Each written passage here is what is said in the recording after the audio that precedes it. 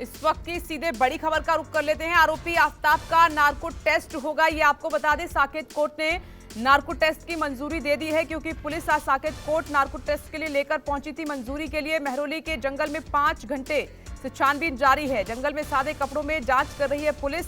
सबूत ढूंढे जा रहे हैं, लेकिन अभी तक सबूत हाथ नहीं लगा है, क्योंकि आरोपी झूठ बोल रहा है। पुलिस को लग रहा है पुलिस को गुमराह कर रहा है आरोपी, और इसीलिए नार्को टेस्ट की मंजूरी पुलिस ने मांगी थी साकेत कोर्ट से, और कोर्ट ने उस मंजूरी को दे दिया है। अब इस आरोपी का नार्को टेस्ट होगा। जो अब तक इसने नहीं बोला है वो सच बताएगा कि इसने श्रद्धा के साथ क्या किया था, क्योंकि एक्सपर्ट का ये मानना है कि जो जगह इसने बताई है कि यहाँ पर श्रद्धा के शरीर के जो हिस्से हैं इसने टुकड़ों में फेंके थे, वहां पर कोई सबूत नहीं मिला है। हो सकता है कि सबूत ना मिले, इसीलिए पुलिस को गुमराह कर रहा हो, कहीं और इसने हत्या को अंजाम दिया हो, टुकड़े फेंके हों शरीर के और किसी और जगह पुलिस को ले जा रहा हो। ये तमाम सवाल उठ रहे हैं।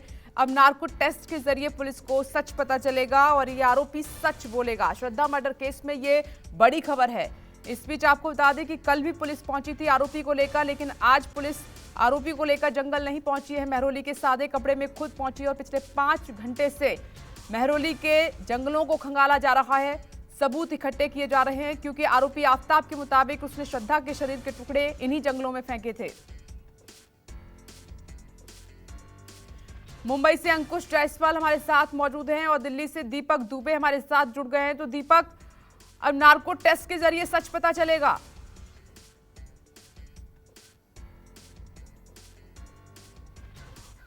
जी, पुलिस के लिए सबसे बड़ी चुनौती यही थी कि आरोपी जिस तरह से झूठ बोल रहा है उसके झूठ का पर्दाफाश किया जाए और इस कत्ल को जिस तरह से उसने अंजाम दिया है उससे कहीं ना कहीं जो झूठ बोल रहा है उसके झूठ का पर्दाफाश किया जा सके। यही वजह है कि दिल्ली पुलिस की तरफ से एप्लीकेशन साकेत कोर्ट में दिया गया था। साकेत कोर्ट ने दिल्ली पुलिस की एप्लीकेशन को स्वीकार कर लिया है, यानी कि नार्को टेस्ट की परमिशन दी जा चुकी है कोर्ट की तरफ से दिल्ली पुलिस को। लेकिन अब इसमें सबसे बड़ा सवाल ये खड़ा होगा आने वाले समय में कि क्या आफ्ताब नार्को टेस्ट की मंजूरी खुद देता है या नहीं देता है, क्योंकि जब किसी भी आरोपी का नार्को टेस्ट कराया जाना होता है तो पुलिस कोर्ट को बताती है, संज्ञान देती है और उसके बाद कोर्ट की परमिशन के बाद ही नार्को टेस्ट हो सकता है। लेकिन इसमें आफ्ताब जो आरोपी है उसका भी से बहुत ज़रूरी होगा। आफ्ताब अगर ये कहता है कि नार्को टेस्ट के लिए मैं तैयार हूँ, उसके बाद ही दिल्ली पुलिस उसका नार्को टेस्ट करा सकती है। अब देखना होगा कि दिल्ली पुलिस ने आफ्ताब से जिस तरह से कड़ाई से पूछताछ कर रही है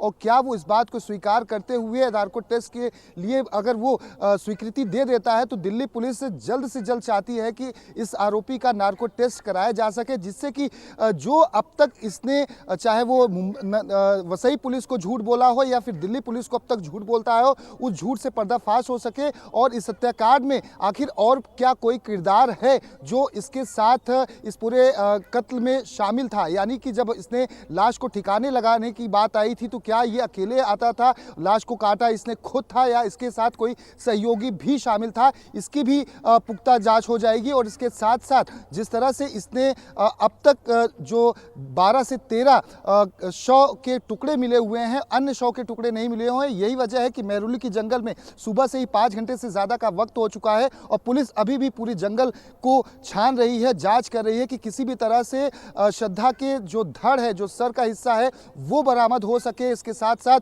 ये आरोपी कभी झूठ बोलता है कि मैंने महाराष्ट्र के किसी कोने में श्रद्धा का मोबाइल फेंक दिया है, तो कभी दिल्ली में फेंकने का जिक्र करता है। तो आखिर मोबाइल कहाँ फेंका है, जहाँ से इसने 54,000 रुपये 26 मई को श्रद्धा के मोबाइल से ही ट्रांसफ़र किए थे अपने बैंक अकाउंट में, तो उसकी भी जांच हो जाएगी। इसके साथ साथ जो इसने चाकू जो खरीदा हुआ था जिससे लाश के टुकड़े टुकड़े किए थे आरी से, उसकी बरामदगी अब तक नहीं हो पाई है। पुलिस के लिए सबसे बड़ी चुनौती है इस पूरे केस में कि जो एविडेंस है उससे ज़्यादा से ज़्यादा इकट्ठा किया जा सके। यही वजह है कि उस धारदार हथियार की तलाश है जो अब तक नहीं मिला है, मोबाइल की तलाश है जो अब तक नहीं मिला है, जो खून से लथपथ कपड़े थे उसने गार्बेज की जो ट्रक थी उसमें फेंक दिए थे, उसका मिलना नामुमकिन के बराबर है। लेकिन पुलिस हर तरह से कोशिश कर रही है। यही वजह है कि नार्को टेस्ट इस पूरे मामले में बहुत ज़रूरी है। हालांकि आरोपी ने अपने कन्फेशन में ये बात को कबूल लिया है कि उसने श्रद्धा को मौत के घाट उतारने के बाद उसके लाश के 35 टुकड़े किए थे,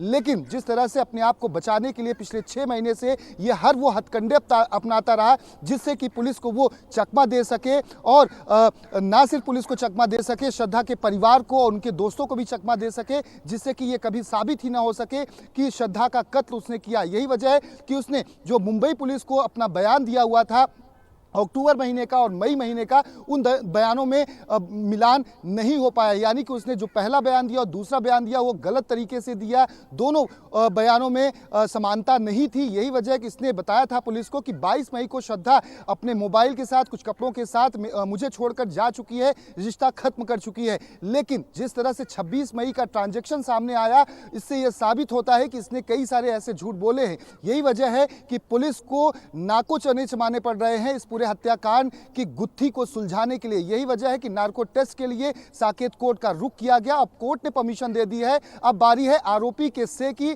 जब आरोपी हाँ बोल देगा कि मैं नार्को टेस्ट के लिए तैयार हूं, तो उसके बाद पुलिस नार्को टेस्ट कराएगी और उसके बाद इस हत्याकांड की जो परतें अब तक नहीं खुली हैं, उन परतों से भी पर्दा उठ जाएगा। जी, पूरी जानकारी दीपक दुबे दिल्ली से देते हुए। नमस्कार, मैं हूं मानक गुप्ता।